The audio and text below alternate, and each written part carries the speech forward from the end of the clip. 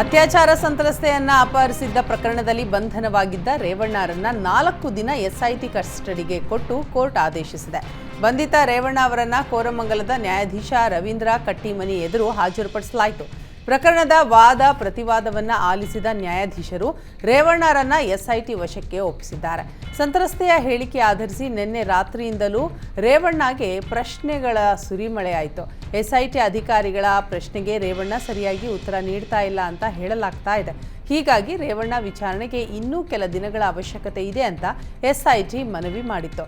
Court ರೇವಣ್ಣರನ್ನ 4 ದಿನ SIT ಕಸ್ಟಡಿಗೆ ನೀಡಿ ಆದೇಶಿಸಿದೆ. ಬಂಧನದ ಬಳಿಕ ಮಾಜಿ ಸಚಿವ ಎಚ್.ಡಿ. ರೇವಣ್ಣ ಮೊದಲ ಪ್ರತಿಕ್ರಿಯೆ ನೀಡಿದ್ದು, ಇದು ರಾಜಕೀಯ ಷಡ್ಯಂತ್ರ ಅಂತ ದೂರಿದ್ದಾರೆ. ನನ್ನ ವಿರುದ್ಧ ರಾಜಕೀಯ ಷಡ್ಯಂತ್ರ ಮಾಡಲಾಗಿದೆ. ನನ್ನ ವಿರುದ್ಧದ ಆರೋಪಗಳೆಲ್ಲ ಸುಳ್ಳು. ಯಾವುದೇ ಸಾಕ್ಷ್ಯ ಇಲ್ಲದೆ ನನ್ನನ್ನು ಬಂಧಿಸಿದ್ದಾರೆ. ರಾಜಕೀಯ ಪಿತೂರಿಯಿಂದ ಕಿಡ್ನ್ಯಾಪ್ ಕೇಸ್ ಹಾಕಿದ್ದಾರೆ. ನನ್ನ ವಿರುದ್ಧ ಯಾವುದೇ ಸಾಕ್ಷ್ಯ ಇಲ್ಲ. ರಾಜಕೀಯ ಇತಿಹಾಸದಲ್ಲಿ ಅತಿ ದೊಡ್ಡ ಷಡ್ಯಂತ್ರ ಇದು. ನನ್ನ 40 ವರ್ಷಗಳ ಇತಿಹಾಸದಲ್ಲಿ ಯಾವುದೇ ಕಪ್ಪು ಚುಕ್ಕೆ ಇಲ್ಲ. ಪ್ರಕರಣದಲ್ಲಿ 28ರಂದು ಜಾಮೀನು ಸಿಗುವ ಕೇಸ್ ಹಾಕಿದ್ದಾರೆ. ಕಿಡ್ನ್ಯಾಪ್ ಪ್ರಕರಣದಲ್ಲಿ ಜಾಮೀನು ರಹಿತ ಕೇಸ್ ಹಾಕಿದ್ದಾರೆ ಅಂತ ರೇವಣ್ಣ ಗರಮಾದ್ರು. Prajwal pen drive files worldwide ಸದ್ದು ಮಾಡ್ತಾ ಇದೆ. ಸೆಕ್ಸ್ ಸ್ಕ್ಯಾಂಡಲ್ ಬಲೆಯ ಒಳಗೆ ಸಿಲುಕಿರುವ ಪ್ರಜ್ವಲ್ ದಿನಕ್ಕೊಂದು ದೇಶ ಸುತ್ತಾ ಇದ್ದಾನೆ. ಪ್ರಜ್ವಲ್ ಪ್ರಪಂಚ ಪರ್ಯಟನೆಗೆ ಬ್ಲೂ ಕಾರ್ನರ್ ನೋಟಿಸ್ ಬ್ರೇಕ್ ಹಾಕಿದೆ. ಕಿಡ್ನ್ಯಾಪ್ ಕೇಸ್ನಲ್ಲಿ ರೇವಣ್ಣ ಅರೆಸ್ಟ್ ಆಗ್ತಾ ಇದ್ದ ಹಾಗೆ ಪ್ರಜ್ವಲ್ ಶರಣಾಗತಿಯಾಗುವ ಮುನ್ಸೂಚನೆ ಸಿಕ್ಕಿದೆ. ವಿದೇಶದಲ್ಲಿದ್ದು ಪ್ರಕರಣದ ಬೆಳವಣಿಗೆಗಳನ್ನು ಪಿನ್ ಟು ಪಿನ್ ಮಾಹಿತಿ ಪಡಿತಾ ಇದ್ದಾನೆ. ಬಂಧನವಾಗುವ ಮುನ್ನ ಪ್ರಜ್ವಲ್ಗೆ ಕರೆ ಮಾಡಿದ್ದ ರೇವಣ್ಣ ಕೆಲಕಾಲ ಮಾತುಕತೆಯನ್ನ ನಡೆಸಿದ್ದಾರೆ. ಎಸ್ಐಟಿಗೆ ಶರಣಾಗಲು ಮಗನಿಗೆ ಸೂಚನೆ ಕೊಟ್ಟಿದ್ದಾರೆ ಅಂತ ಹೇಳಲಾಗ್ತಾ ಇದೆ. ಪ್ರಜ್ವಲ್ ಯಾವುದೇ ಕ್ಷಣದಲ್ಲಿ ಭಾರತಕ್ಕೆ ಆಗಮಿಸಿದ್ರೂ ಬಂಧಿಸಲು ಎಸ್ಐಟಿ ಸಿದ್ಧವಾಗಿದೆ. ಈಗಾಗಲೇ ಪ್ರಜ್ವಲ್ ವಿರುದ್ಧ ಲುಕ್ಔಟ್ ನೋಟಿಸ್ ಜಾರಿಯಾಗಿದೆ. ಹಾಗಾಗಿ ಯಾವುದೇ ಏರ್ಪೋರ್ಟ್ ಬಂದರ್ನಲ್ಲಿದ್ರೂ ಅರೆಸ್ಟ್ ಮಾಡಲಾಗುತ್ತೆ. ಸದ್ಯ 4 ಏರ್ಪೋರ್ಟ್ ಮೇಲೆ ಎಸ್ಐಟಿ ಕಣ್ಣಿಟ್ಟಿದೆ. ಮಾಜಿ ಸಚಿವ ಎಚ್.ಡಿ. ರೇವಣ್ಣ ಕೊರಳಿಗೆ ಕಿಡ್ನ್ಯಾಪ್ ಕೇಸ್ ಉರುಳು ಸುತ್ತಿಕೊಂಡಿದೆ. ಮೊನ್ನೆ ಬಂಧನಕ್ಕೂ ಮುನ್ನ ರೇವಣ್ಣ ತಮ್ಮ ಪುತ್ರ ಪ್ರಜ್ವಲ್ ರೇವಣ್ಣ ಜೊತೆ ಮಾತನಾಡಿದ್ದಾರೆ ಅಂತ ಏಷ್ಯಾನೆಟ್ ಸುವರ್ಣ ನ್ಯೂಸ್ಗೆ ಎಸ್ಐಟಿ ಮೂಲಗಳು ಮಾಹಿತಿ ನೀಡಿವೆ. ಬಂಧನಕ್ಕೂ ಮುನ್ನ ಪ್ರಜ್ವಲ್ಗೆ ಕರೆ ಮಾಡಿದ್ದ ರೇವಣ್ಣ ಶರಣಾಗುವಂತೆ ಸೂಚನೆ ಕೊಟ್ಟಿದ್ದಾರೆ ಅಂತ ಹೇಳಲಾಗ್ತಾ ಇದೆ. ಪ್ರಜ್ವಲ್ ರೇವಣ್ಣ ಅಶ್ಲೀಲ ವಿಡಿಯೋ ವೈರಲ್ ಪ್ರಕರಣಕ್ಕೆ ಸಂಬಂಧಿಸಿದಂತೆ ಎಸ್ಐಟಿ ಹೆಲ್ಪ್ಲೈನ್ ಸಂಖ್ಯೆಯನ್ನು ಬಿಡುಗಡೆ ಮಾಡಿದೆ. ಸಂತ್ರಸ್ತೆಯರು ಹಾಗೂ ಬಾತ್ಮೀದಾರರ ನೆರವಿಗಾಗಿ ಎಸ್ಐಟಿಯಿಂದ ಹೆಲ್ಪ್ಲೈನ್ ಸಂಖ್ಯೆ ಬಿಡುಗಡೆ ಮಾಡಿದೆ. ತನಿಖೆ ಸಂದರ್ಭದಲ್ಲಿ ಕಾನೂನಿನ ನೆರವು, ರಕ್ಷಣೆ ಮತ್ತು ಇನ್ನಿತರ ಸಹಾಯ ಬೇಕಾದಲ್ಲಿ ಹೆಲ್ಪ್ಲೈನ್ ಕರೆ ಮಾಡುವಂತೆ ಎಸ್ಐಟಿ ಪ್ರಕಟಣೆಯಲ್ಲಿ ತಿಳಿಸಿದೆ. ಜೊತೆಗೆ ಸಂತ್ರಸ್ತೆಯರ ವಿವರವನ್ನು ಗೌಪ್ಯವಾಗಿ ಇಡಲಾಗುವುದು ಅಂತಲೂ ಭರವಸೆ ನೀಡಿದೆ. ರೇವಣ್ಣನ ವಿಡಿಯೋಗಳು 4-5 ವರ್ಷಗಳ ಹಿಂದಿನದ್ದು ಎಂಬ ಸಿಟಿ ರವಿ ಹೇಳಿಕೆಗೆ ಸಿಎಂ ಸಿದ್ದರಾಮಯ್ಯ ತಿರುಗೇಟು ಕೊಟ್ಟಿದ್ದಾರೆ. ವಿಡಿಯೋ ಹಳೆಯದಿರಬಹುದು, ಆದರೆ ಆಗ ಸಂತ್ರಸ್ತೆ ದೂರು ಕೊಟ್ಟಿರಲಿಲ್ಲ, ಈಗ ಕೊಟ್ಟಿದ್ದಾರೆ. ವಿಡಿಯೋ ಬಗ್ಗೆ ಡಿಸೆಂಬರ್ನಲ್ಲೇ ಚರ್ಚೆ ಶುರುವಾಗಿತ್ತು. ವಿಡಿಯೋ ವಿಚಾರ ಗೊತ್ತಿದ್ದರೂ ಬಿಜೆಪಿಯವರು ಜೆಡಿಎಸ್ ಜೊತೆಗೆ ಮೈತ್ರಿ ಮಾಡಿಕೊಂಡ್ರು. ಪ್ರಜ್ವಲ್ ರೇವಣ್ಣಗೂ ಮೈತ್ರಿ ಅಭ್ಯರ್ಥಿ ಅಂತ ಟಿಕೆಟ್ ಕೊಟ್ಟಿದ್ದಾರೆ. ಅಲ್ಲದೆ ಪ್ರಜ್ವಲ್ ಪರವಾಗಿ ಮೋದಿ, ಅಮಿತ್ ಶಾ ಪ್ರಚಾರವನ್ನು ನಡೆಸಿದ್ದಾರೆ ಅಂತ ಕಿಡಿಕಾರಿದ್ದಾರೆ. ಜೆಡಿಎಸ್ನವರು ಈ ಮೊದಲು ನಮ್ಮದು ಕಮ್ಯುನಲ್ ಪಕ್ಷ, ನಾವು ಯಾವುದೇ ಕಾರಣಕ್ಕೂ ಬಿಜೆಪಿ ಜೊತೆ ಸೇರಲ್ಲ ಅಂತಿದ್ರು. ಮೋದಿ ಪ್ರಧಾನಿ ಆಗಲ್ಲ, ಆದರೆ ನಾನು ದೇಶ ಬಿಟ್ಟು ಹೋಗ್ತೀನಿ ಅಂತ ದೇವೇಗೌಡರು ಹೇಳಿದರು. ಮೋದಿ ಪ್ರಧಾನಿ ಆದ ಬಳಿಕ ದೇವೇಗೌಡರು ದೇಶ ಬಿಟ್ಟು ಹೋದ್ರಾ ಅಂತ ಸಿಎಂ ಸಿದ್ದರಾಮಯ್ಯ ಪ್ರಶ್ನಿಸಿದ್ದಾರೆ. ರೇವಣ್ಣ ಬಂಧನ ಕುರಿತು ಸಿಎಂ ಸಿದ್ದರಾಮಯ್ಯ ಪ್ರತಿಕ್ರಿಯಿಸಿದ್ದಾರೆ. ಈ ಕುರಿತು ಟ್ವೀಟ್ ಮಾಡಿರುವ ಸಿದ್ದರಾಮಯ್ಯ, ವಿಶೇಷ ತನಿಖಾ ದಳ ರೇವಣ್ಣ ಮೇಲಿನ ಲೈಂಗಿಕ ದೌರ್ಜನ್ಯ, ಸಂತ್ರಸ್ತೆ ಅಪಹರಣ ಪ್ರಕರಣದ ತನಿಖೆಯನ್ನು ನಡೆಸ್ತಾ ಇದೆ. ನಿಷ್ಪಕ್ಷಪಾತ, ಪಾರದರ್ಶಕ ತನಿಖೆಯ ಮೂಲಕ ನೊಂದವರ ಕಣ್ಣೀರು ಒರೆಸುವ ಪ್ರಯತ್ನ ಮಾಡ್ತಿದ್ದೇವೆ. ಮಹಿಳೆಯರ ಬಗ್ಗೆ ಮೊಸಳೆ ಕಣ್ಣೀರು ಸುರಿಸುವ ಮೋದಿಯವರೇ ಈಗ ನಿಮ್ಮ ಸರದಿ.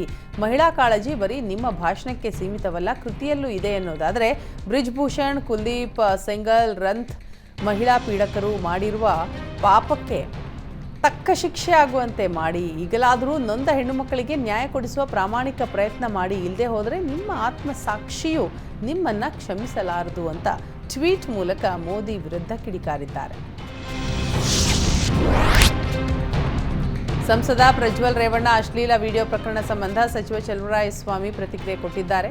ಪ್ರಜ್ವಲ್ ಇನ್ನೂ ಬಂದಿಲ್ಲ, ಅವರು ಬರಲಿಲ್ಲ ಅಂತಂದರೆ ಕೋರ್ಟ್ ಕ್ರಮ ತೆಗೆದುಕೊಳ್ಳುತ್ತೆ ಅಂತ ಹೇಳಿದ್ದಾರೆ. ಈ ಪ್ರಕರಣವನ್ನು ನಾವು ರಾಜಕೀಯಕ್ಕೆ ಬಳಸಿಕೊಳ್ತಾ ಇಲ್ಲ. ಒಂದು ಹಗರಣ ಅಂತ ಬಂದಾಗ ರಾಜ್ಯ ಸರ್ಕಾರಕ್ಕೆ ಜವಾಬ್ದಾರಿ ಇರುತ್ತೆ. ತನಿಖಾ ಸಂಸ್ಥೆ ನೇಮಕ ಮಾಡಿದ್ದೇವೆ. ಪ್ರಕರಣದ ಸಂಪೂರ್ಣ ತನಿಖೆ ನಡೆದು ಶೀಘ್ರವೇ ಸತ್ಯಾಸತ್ಯತೆ ಹೊರಬರಲಿದೆ ಅಂತ ಚಲುವರಾಯಸ್ವಾಮಿ ಹೇಳಿದ್ದಾರೆ. ಎರಡನೇ ಹಂತದ ಮತದಾನ ನಡೆಯುವ 14 ಕ್ಷೇತ್ರಗಳ ಮೇಲೆ ಪ್ರಜ್ವಲ್ ರೇವಣ್ಣ ಪ್ರಕರಣ ಹೆಚ್ಚು ಪ್ರಭಾವ ಬೀರಲ್ಲ ಅಂತ ಮಾಜಿ ಸಿಎಂ ಸದಾನಂದ ಗೌಡ ಹೇಳಿದ್ದಾರೆ.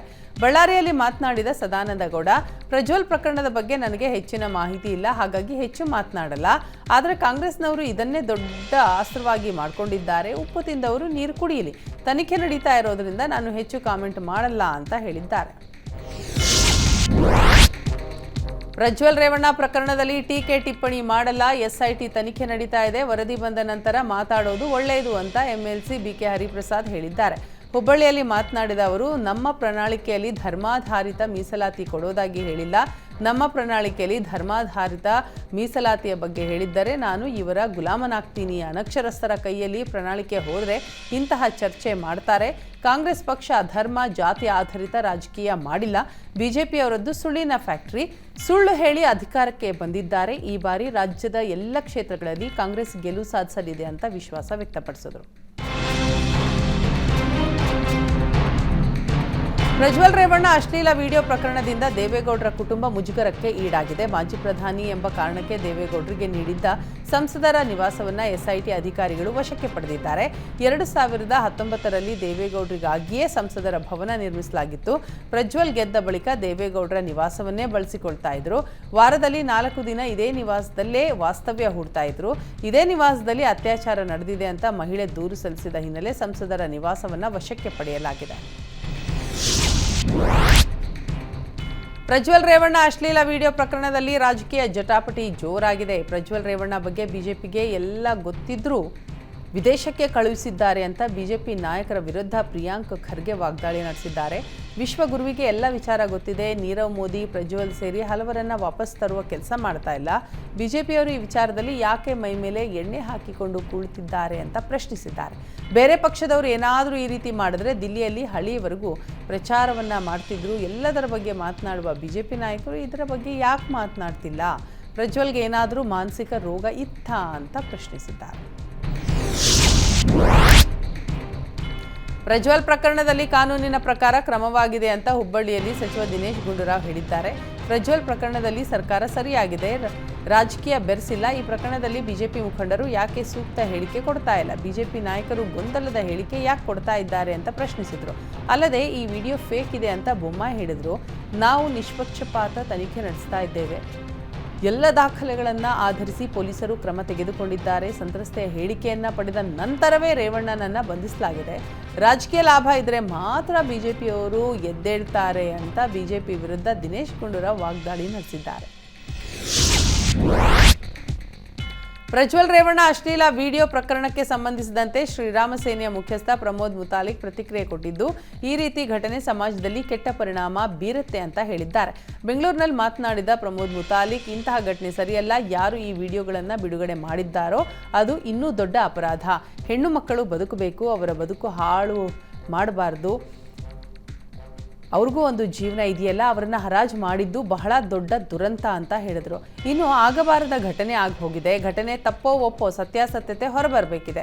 ಹಿಂದೂ ಸಂಸ್ಕೃತಿಯಲ್ಲಿ ಮಾತೃದೇವೋ ಭವ ಅಂತ ಹೇಳ್ತೀವಿ. ತಾಯಿಯನ್ನ ದೇವರ ಸ್ಥಾನದಲ್ಲಿ ಪೂಜಿಸುವ ದೇಶ ನಮ್ಮದು. ವಿಡಿಯೋಗಳ ಮೂಲಕ ಹೆಣ್ಣು ಮಕ್ಕಳ ಮಾನ ಹರಾಜು ಮಾಡಲಾಗಿದೆ. ದೇಶದ ಮಹಿಳೆಯರ ಮಾನ ಹರಾಜು ಹಾಕಬಾರದು. ಈ ದೇಶದ ಮಹಿಳೆಯರ ಗೌರವ ಉಳಿಸಬೇಕು ಅಂತ ಮುತಾಲಿಕ್ ಆಗ್ರಹಿಸಿದರು. ಪ್ರಜ್ವಲ್ ರೇವಣ್ಣ ಬಂಧನಕ್ಕೆ ಆಗ್ರಹಿಸಿ ಮಂಡ್ಯದಲ್ಲಿ ಮಹಿಳಾ ಕಾಂಗ್ರೆಸ್ ಕಾರ್ಯಕರ್ತರು ಪ್ರತಿಭಟನೆ ನಡೆಸಿದರು. ಮಂಡ್ಯದ ವಿಶ್ವೇಶ್ವರಯ್ಯ ಪ್ರತಿಮೆಯ ಬಳಿ ಜಮಾಯಿಸಿದ ಪ್ರತಿಭಟನಾಕಾರರು ಎಚ್.ಡಿ. ರೇವಣ್ಣ ಹಾಗೂ ಪ್ರಜ್ವಲ್ ರೇವಣ್ಣ ವಿರುದ್ಧ ಘೋಷಣೆ ಕೂಗಿ ಆಕ್ರೋಶ ಹೊರಹಾಕಿದ್ರು. ಅಷ್ಟೇ ಅಲ್ಲದೆ ಪ್ರಜ್ವಲ್ ರೇವಣ್ಣ ಪ್ರತಿಕೃತಿಗೆ ಪೊರಕೆ ಸೇವೆ ಮಾಡಿ ಪೆಟ್ರೋಲ್ ಸುರಿದು ಬೆಂಕಿ ಹಚ್ಚಿದರು. ಸಾವಿರಾರು ಮಹಿಳೆಯರ ಮೇಲೆ ಲೈಂಗಿಕ ದೌರ್ಜನ್ಯ ಎಸಗಿದ್ದಾರೆ. ಪ್ರಜ್ವಲ್ ರೇವಣ್ಣ ಹೊರ ದೇಶಕ್ಕೆ ಓಡಿ ಹೋಗಿದ್ದಾನೆ. ಈ ರೀತಿಯ ಕೃತ್ಯ ನಡೆಸಿರೋದು ಹೆಣ್ಣು ಕುಲಕ್ಕೆ ಅಪಮಾನ. ತಕ್ಷಣವೇ ಪ್ರಜ್ವಲ್ರನ್ನ ಬಂಧಿಸಿ ಕಠಿಣ ಶಿಕ್ಷೆ ನೀಡಬೇಕು ಅಂತ ಒತ್ತಾಯಿಸಿದರು. ಬಳ್ಳಾರಿಯಲ್ಲೂ ಪ್ರಜ್ವಲ್ ರೇವಣ್ಣ ವಿರುದ್ಧ ಕಾಂಗ್ರೆಸ್ ಕಾರ್ಯಕರ್ತರು ಪ್ರತಿಭಟನೆ ನಡೆಸಿದರು. ಬಳ್ಳಾರಿಯ ರಾಯಲ್ ವೃತ್ತದಲ್ಲಿ ನಡೆದ ಪ್ರತಿಭಟನೆಯಲ್ಲಿ ಯೂತ್ ಕಾಂಗ್ರೆಸ್ ಅಧ್ಯಕ್ಷ ಶ್ರೀನಿವಾಸ್ ಭಾಗಿಯಾಗಿದ್ದರು. ಕೇಂದ್ರದ ನಾಯಕರು ಅತ್ಯಾಚಾರಿಗಳನ್ನು ರಕ್ಷಣೆ ಮಾಡ್ತಿದ್ದಾರೆ. ಇಷ್ಟೊಂದು ಮಹಿಳೆಯರ ಅತ್ಯಾಚಾರ ನಡೆಸಿದ ಪ್ರಜ್ವಲ್ರನ್ನ ಗಲ್ಲಿಗೇರಿಸಬೇಕು ಅಂತ ಪ್ರತಿಭಟನಾಕಾರರು ಆಗ್ರಹಿಸಿದರು.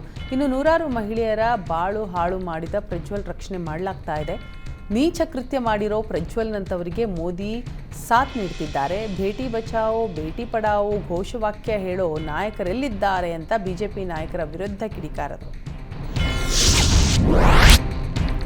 ಪ್ರಜ್ವಲ್ ರೇವಣ್ಣ ವಿರುದ್ಧ ದಾಖಲಾಗಿರುವ ಲೈಂಗಿಕ ದೌರ್ಜನ್ಯ ಪ್ರಕರಣಕ್ಕೆ ಸಂಬಂಧಿಸಿದಂತೆ ಸಚಿವ ಎಂಬಿ ಪಾಟೀಲ್ ಆಕ್ರೋಶ ಹೊರಹಾಕಿದ್ದಾರೆ. ಪ್ರಜ್ವಲ್ ಕೃತ್ಯ ಸೈಕೋ ಕೃತ್ಯ ಅಂತ ಆಕ್ರೋಶ ವ್ಯಕ್ತಪಡಿಸಿದ್ದಾರೆ. ಇದಕ್ಕೆ ಸೈಕೋ ಅಂತಾರೆ. ಇಂತಹ ಕೃತ್ಯ ಮಾಡಲು ತಂದೆ ತಾಯಿ ಕೂಡ ಹೇಳಿರಲ್ಲ. ಒಂದು ವೇಳೆ ಪ್ರಜ್ವಲ್ ಮಾಡಿದ್ದು ಸತ್ಯ ಆಯಿತು ಅಂತಂದರೆ ಇದೊಂದು ಹೇಯ ಕೃತ್ಯ. ಇದಕ್ಕೆ ಸೈಕೋ ಸಹಜವಾಗಿಯೇ ಇದು ಮತದಾನದ ಮೇಲೆ ಎಫೆಕ್ಟ್ ಆಗುತ್ತೆ ಅಂತ ವಾಗ್ದಾಳಿಯನ್ನು ನಡೆಸಿದ್ದಾರೆ. ಕಿಡ್ನಾಪ್ ಪ್ರಕರಣದಲ್ಲಿ ರೇವಣ್ಣ ಬಂಧನ ಖಂಡಿಸಿ ಹೊಳೆನರಸೀಪುರದಲ್ಲಿ ಜೆಡಿಎಸ್ ಕಾರ್ಯಕರ್ತರು ಆಕ್ರೋಶ ವ್ಯಕ್ತಪಡಿಸಿದ್ದಾರೆ. ಶೀಘ್ರವೇ ರೇವಣ್ಣರನ್ನ ಬಿಡುಗಡೆ ಮಾಡುವಂತೆ ಒತ್ತಾಯಿಸಿ ಪ್ರತಿಭಟನೆ ನಡೆಸಿದ್ದು ತಹಶೀಲ್ದಾರ್ಗೆ ಮನವಿ ಸಲ್ಲಿಸಿದ್ದಾರೆ. ಯಾವುದೇ ಅಹಿತಕರ ಘಟನೆ ನಡೆಯದಂತೆ ಹೊಳೆನರಸೀಪುರ ನಿವಾಸದ ಎದುರು ಪೊಲೀಸ್ ಬಂದೋಬಸ್ತ್ ಮಾಡಲಾಗಿದೆ. ಅಶ್ಲೀಲ ವಿಡಿಯೋ ಪ್ರಕರಣಕ್ಕೆ ಸಂಬಂಧಿಸಿದಂತೆ ಪ್ರಜ್ವಲ್ ರೇವಣ್ಣನನ್ನ ಬಂಧಿಸುವಂತೆ ರಾಯಚೂರಿನಲ್ಲಿ ಕಾಂಗ್ರೆಸ್ ಕಾರ್ಯಕರ್ತರು ಪ್ರತಿಭಟನೆ ನಡೆಸಿದ್ದಾರೆ. ಅಂಬೇಡ್ಕರ್ ವೃತ್ತದಲ್ಲಿ ಕಾಂಗ್ರೆಸ್ ಕಾರ್ಯಕರ್ತರು ಪ್ರತಿಭಟನೆ ನಡೆಸಿ ಆಕ್ರೋಶ ವ್ಯಕ್ತಪಡಿಸಿದರು. ಅಖಿಲ ಭಾರತ ರಾಷ್ಟ್ರೀಯ ಕಾಂಗ್ರೆಸ್ ಯುವ ಅಧ್ಯಕ್ಷ ಬಿವಿ ಶ್ರೀನಿವಾಸ್ ನೇತೃತ್ವವನ್ನು ವಹಿಸಿದರು. ಪ್ರತಿಭಟನೆಗೆ ನೂರಾರು ಕಾಂಗ್ರೆಸ್ ಕಾರ್ಯಕರ್ತರು ಸಾಥ್ ನೀಡಿದರು. ಪ್ರಜ್ವಲ್ ರೇವಣ್ಣನ ಪೆನ್ ಡ್ರೈವ್ ಕೇಸ್ ಸಂಬಂಧ ಶಾಸಕ ಎಚ್ ಡಿ ರೇವಣ್ಣನನ್ನ ಎಸ್ಐಟಿ ಅಧಿಕಾರಿಗಳು ಬಂಧಿಸಿದ್ದಾರೆ. ಈ ಹಿನ್ನೆಲೆ ಬೆಂಗಳೂರಿನ ಸದಾಶಿವನಗರದಲ್ಲಿರುವ ಸಂಸದ ಡಿಕೆ ಸುರೇಶ್ ನಿವಾಸಕ್ಕೆ ಹೆಚ್ಚುವರಿ ಭದ್ರತೆ ನೀಡಿದ್ದು ಮುಂಜಾಗ್ರತಾ ಕ್ರಮವಾಗಿ ಕೆಎಸ್ಆರ್ಪಿ ತುಕಡಿಯನ್ನು ಸರ್ಕಾರ ನಿಯೋಜಿಸಿದೆ.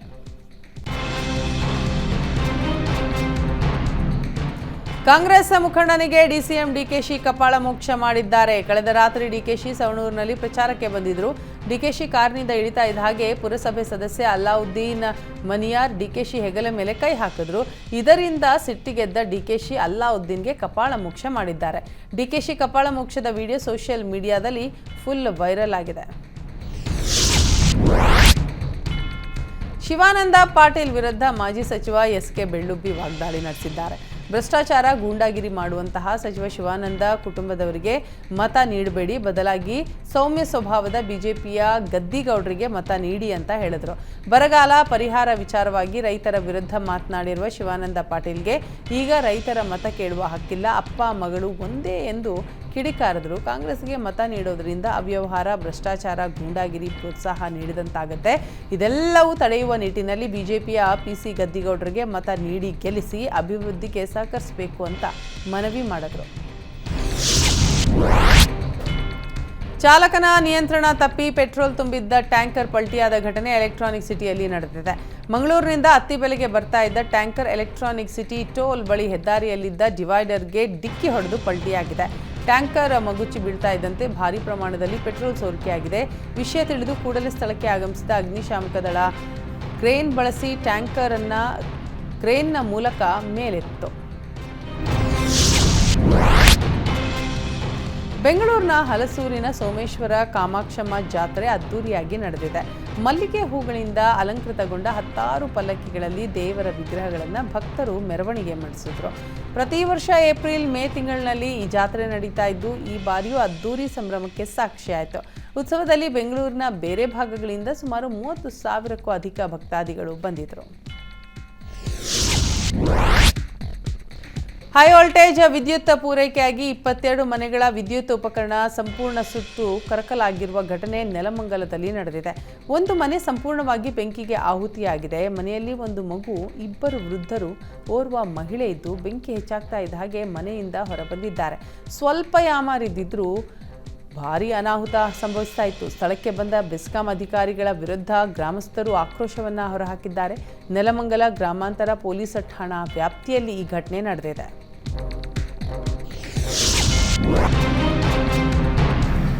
ಚಾಮರಾಜನಗರ ಜಿಲ್ಲೆಯಲ್ಲಿ ಅಪಾರ ಪ್ರಮಾಣದ ಬೆಳೆ ಹಾನಿಯಾಗಿದೆ. ನಿನ್ನೆ ಸುರಿದ ಬಿರುಗಾಳಿ ಸಹಿತ ಮಳೆಗೆ 502 ಹೆಕ್ಟೇರ್ ಬಾಳೆ ನಾಶವಾಗಿದೆ.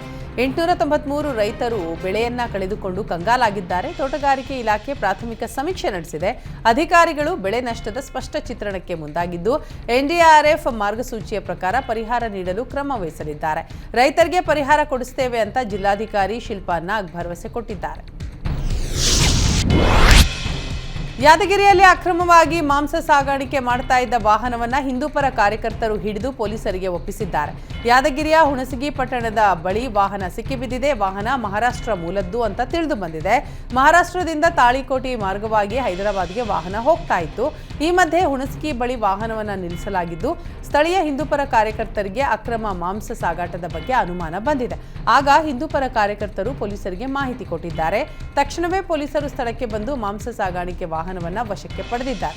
ಪೊಲೀಸರು ವಾಹನ ಚಾಲಕ ಶಿವಾನಂದನನ್ನ ಬಂಧಿಸಿದ್ದಾರೆ. ಲಖನ್, ಅಕ್ಷಯ್ ಇಬ್ಬರು ಪರಾರಿಯಾಗಿದ್ದಾರೆ. ಬೀದರ್ನಲ್ಲಿ ವಕೀಲ ಬಾಬು ಶೆಟ್ಟಿ ಮೇಲೆ ಮಾರಣಾಂತಿಕ ಹಲ್ಲೆ ನಡೆಸಿದ್ದ ದುಷ್ಕರ್ಮಿಗಳನ್ನು ಹೆಡೆಮುರಿ ಕಟ್ಟುವಲ್ಲಿ ಪೊಲೀಸರು ಯಶಸ್ವಿಯಾಗಿದ್ದಾರೆ. 6 ಆರೋಪಿಗಳ ಪೈಕಿ 3 ಆರೋಪಿಗಳನ್ನು ನ್ಯೂಟೌನ್ ಪೊಲೀಸರು ಬಂಧಿಸಿದ್ದಾರೆ. ನಗರದ ಕೆಎಚ್ಇ ಕಾಲೋನಿಯಲ್ಲಿ ಬಾಬು ಶೆಟ್ಟಿ ಮೇಲೆ ದುಷ್ಕರ್ಮಿಗಳ ತಂಡ ಖಾರದ ಪುಡಿಯನ್ನ ಎರಚಿ ಮಚ್ಚಿನಿಂದ ಹಲ್ಲೆ ಮಾಡಿತು.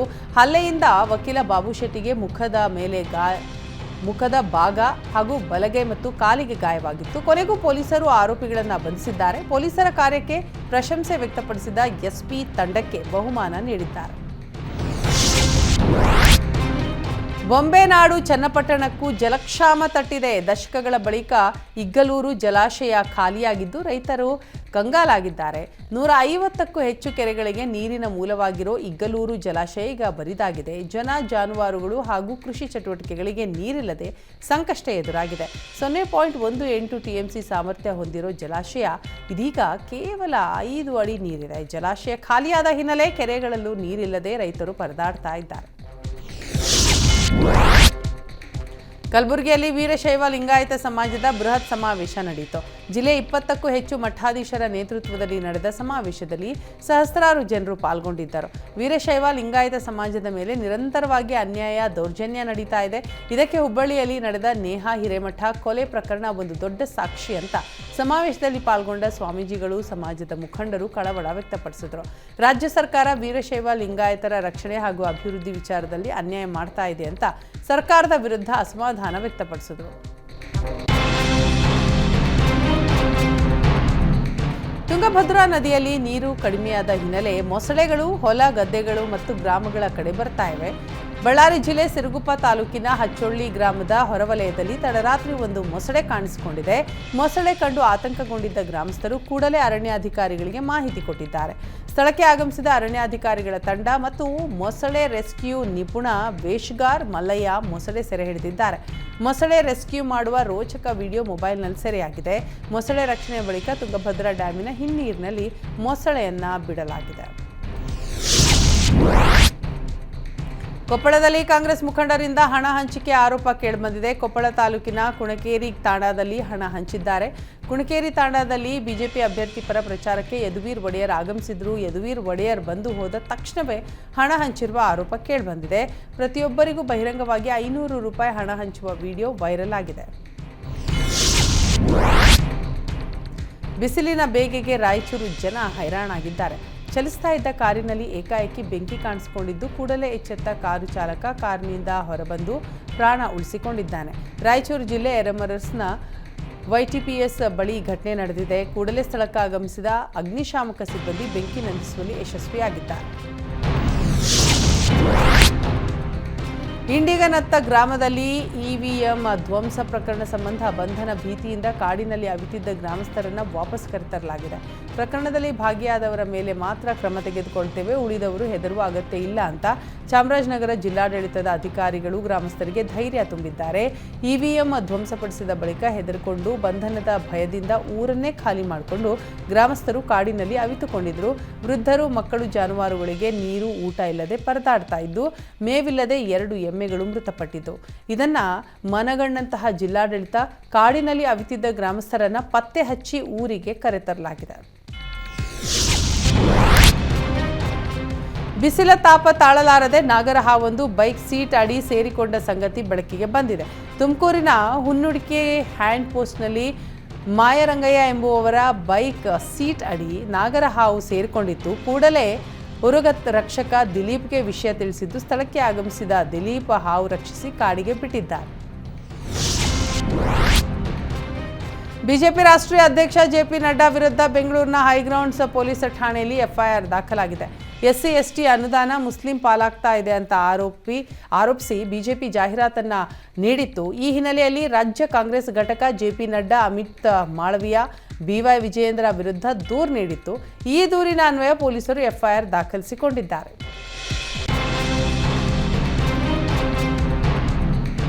ಖತರ್ನಾಕ್ ಕಳ್ಳನೋರ್ವ ಕ್ಷಣಾರ್ಧದಲ್ಲೇ ಬೈಕ್ ಕಳ್ಳತನ ಮಾಡಿದ್ದಾನೆ. ಮಂಡ್ಯದ ಸುಭಾಷ್ ನಗರದ 1ನೇ ಕ್ರಾಸ್ ಬಳಿಯ ಕರಾವಳಿ ಹೋಟೆಲ್ ಬಳಿ ಈ ಘಟನೆ ನಡೆದಿದೆ.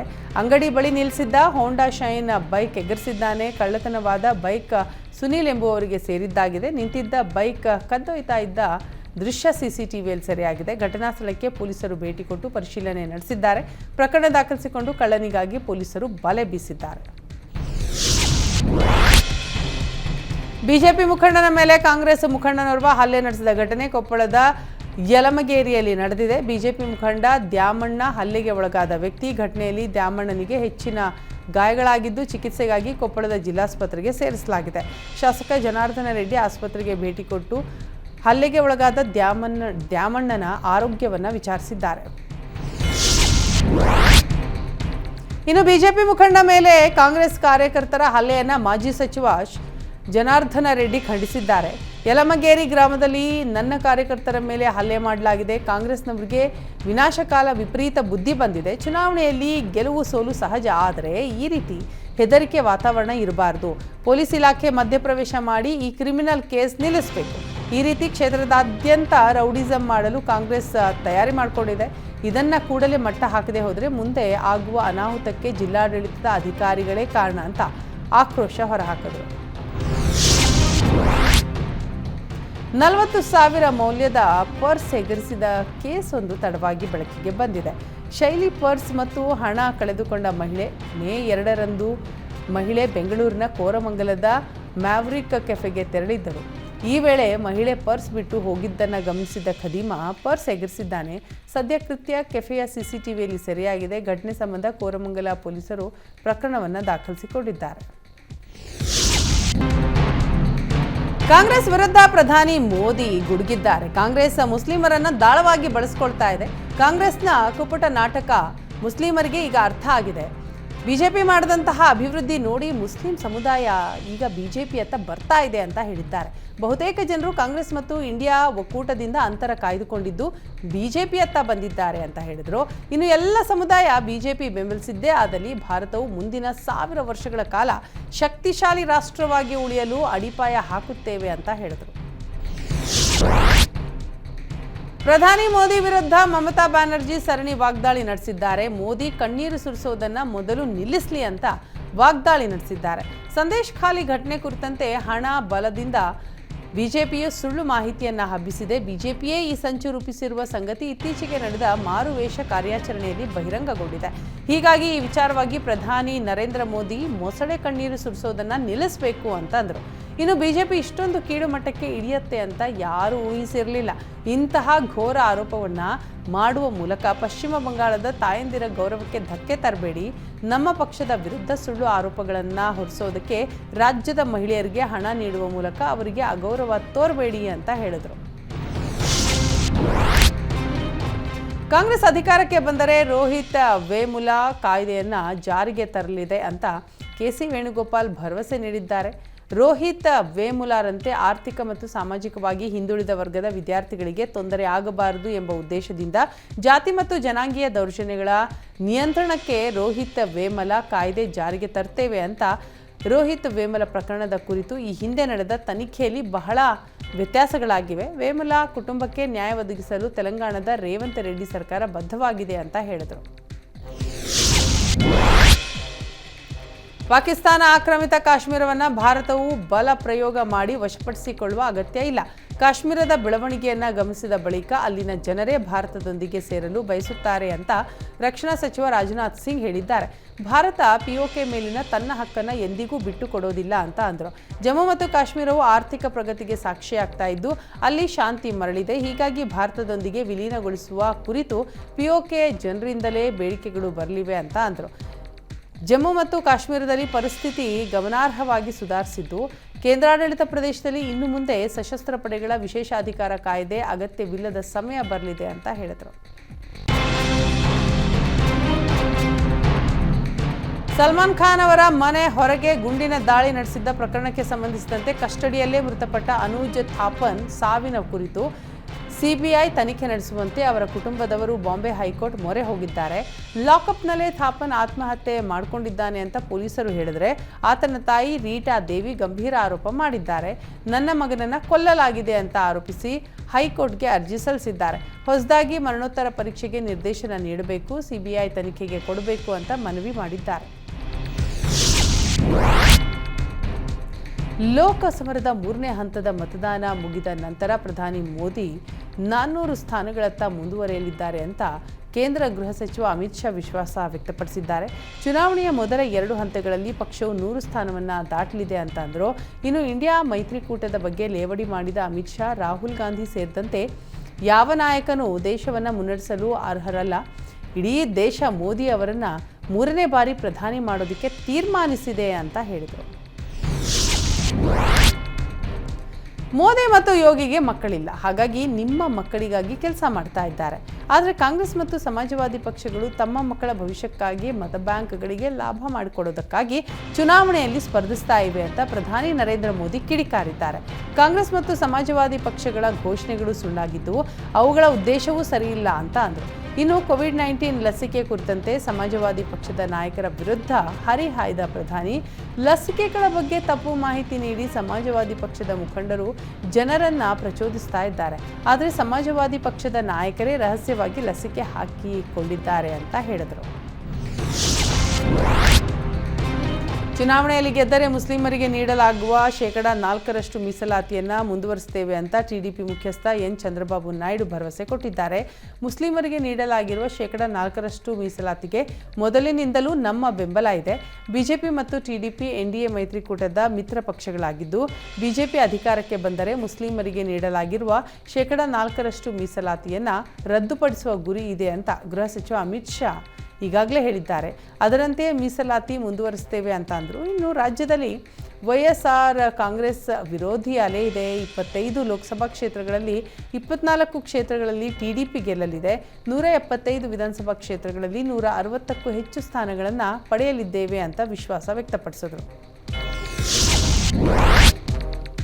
ಪ್ರಧಾನಿ ಮೋದಿ ಉತ್ತರ ಪ್ರದೇಶದ ವಾರಣಾಸಿ ಕ್ಷೇತ್ರದ ಬಿಜೆಪಿ ಅಭ್ಯರ್ಥಿಯಾಗಿ ಮೇ 14ರಂದು ನಾಮಪತ್ರ ಸಲ್ಲಿಸಲಿದ್ದಾರೆ. ಮೋದಿ 13ರಂದೇ ರೋಡ್ ಶೋ ನಡೆಸಲಿದ್ದು ಅದಕ್ಕಾಗಿ ಎಲ್ಲ ಸಿದ್ಧತೆ ನಡೆದು ವಾರಣಾಸಿ ನಗರ ಘಟಕದ ಅಧ್ಯಕ್ಷ ವಿದ್ಯಾಸಾಗರ್ ರಾಯ್ ಮಾಹಿತಿಯನ್ನು ಕೊಟ್ಟಿದ್ದಾರೆ. ವಾರಣಾಸಿ ಕ್ಷೇತ್ರದ ಮತದಾನ ಜೂನ್ 1ರಂದು ನಡೆಯಲಿದೆ.